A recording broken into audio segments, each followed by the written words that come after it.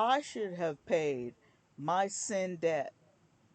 Instead, God said, wait a minute, you know, I love you so much. I so understand you, the creature that I have created, man and woman, that I am not going to cause you to have to pay this debt. I'm going to provide for you. He provided, mind you. The great I am provided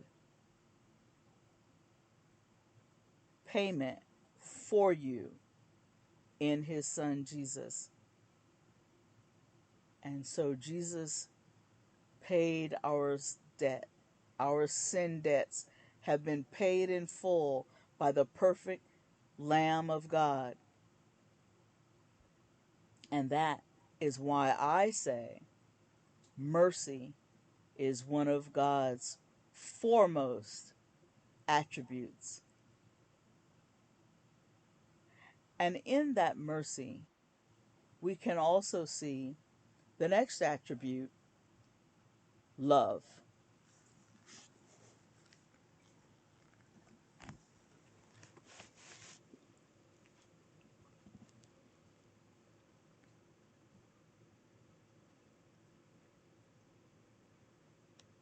So, what is love?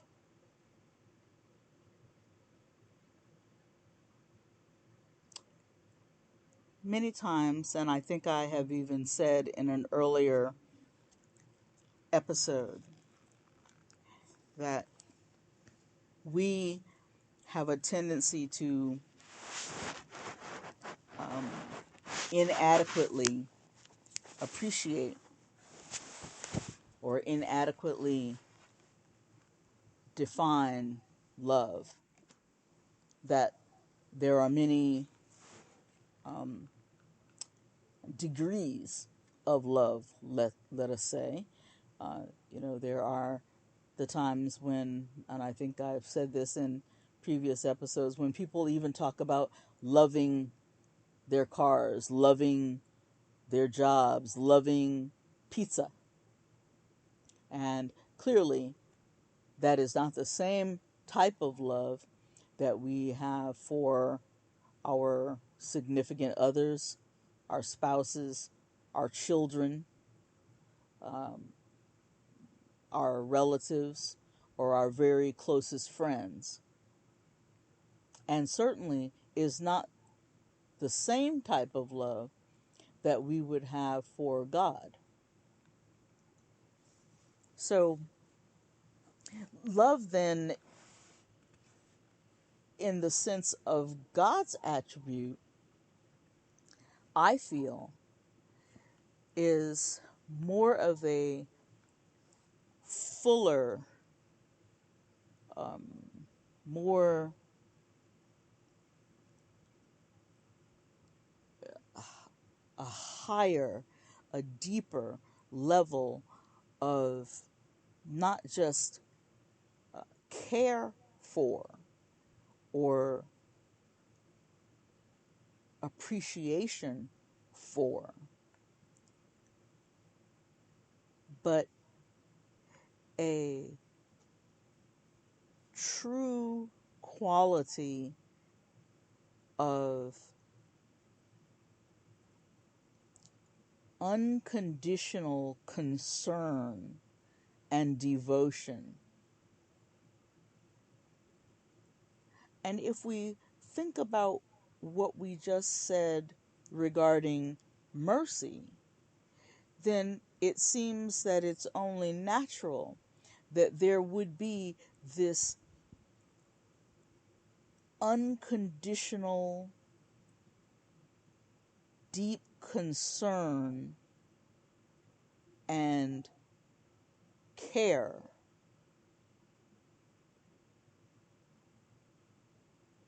which God has toward his creation. And yet, God just doesn't display this deep concern and affection for, he also embodies this deep affection and compassion and high regard toward his creation. He's not just talking about love. He himself has this very characteristic in his being. It is as much a part of him as is forgiveness or justice. He cannot be separated from love because he is the very expression of love. And in speaking about his mercy, as we just did, we can see that from the very smallest part of displaying that love and compassion toward man when he created him in the beginning, to the consummated end, where there will be this period of affliction. He even demonstrates there that it is such a part of him to have deep concern and care, devotion, loyalty, compassion for his created beings, that he pauses himself, if you will. He restrains himself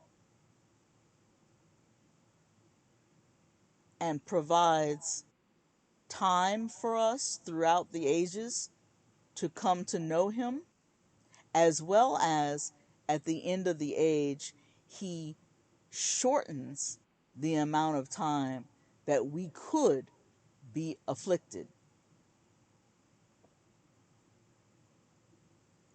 People often talk about how they love other people.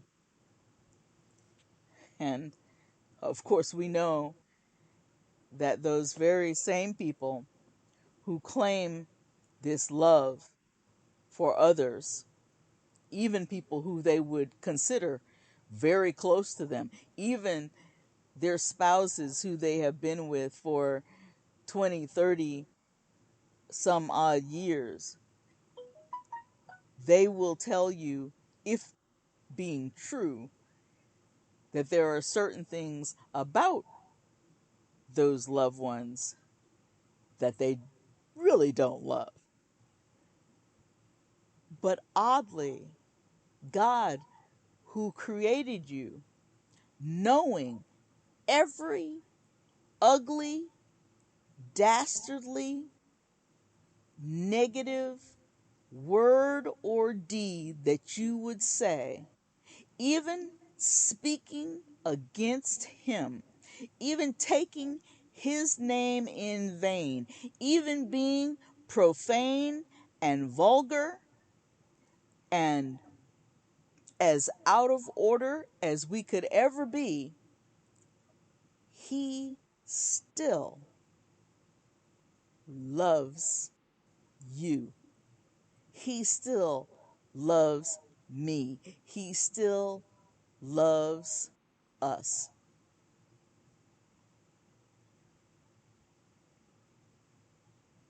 When I speak of God's love as being unconditional, I mean the true embodiment of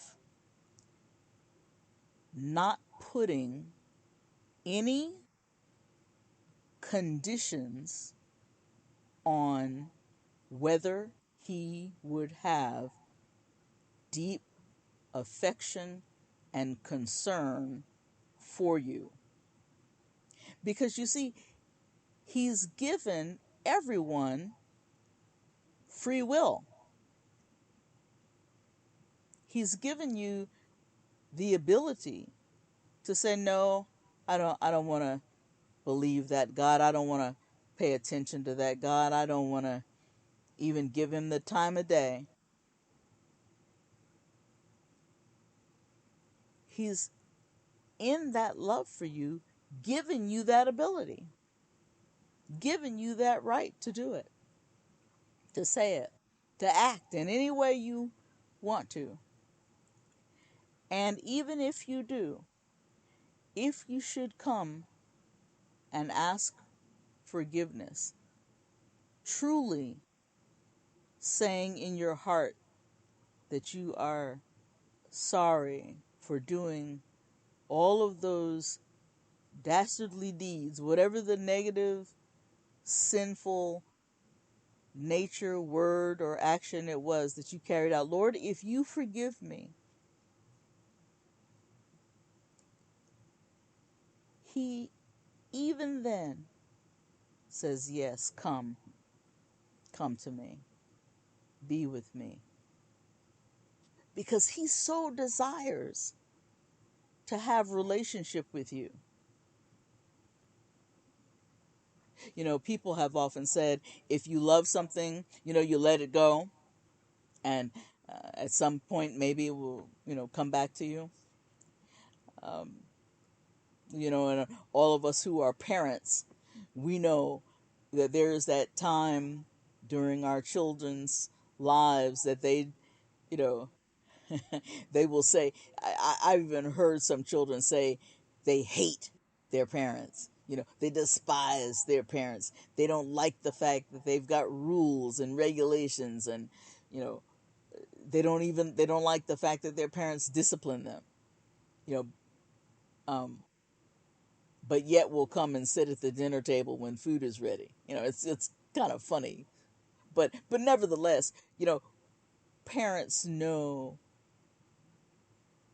and parents love their children through all of those harsh words, through all of the rebellion that children display, usually only through, certain periods of their lives, somewhere around the age of 2. You all know what I mean. And then it kind of rises up its ugly little head again somewhere at the age between say 13 and well, I know for some it lasts longer than 25, but 13 to, you know 30, let's just say. There's a time where children choose to rebel, let's just say. And yet parents, even in the fact that parents are not perfect, parents are not the embodiment of God. Most parents still, in all, after all, love their children and will go to the ends of the earth for them, will forgive them, will bend over backwards, and some parents, even knowing that their children will deceive them yet again or turn away from them yet again, they still have open arms for their children. Remembering the story in the Bible of the man who had two sons that they speak of, and the son that demands to have his inheritance, and he wants all of it. He can be free of his father's rule, and he can leave his father's house and go out and take advantage of that inheritance and do what he feels he wants to do. And you know the story if you've read. He just goes out there and he spends all of his money. He parties it up. He has a great time, does whatever he wants to do, does whatever he thinks he's big and bad enough to do, and then one day finds himself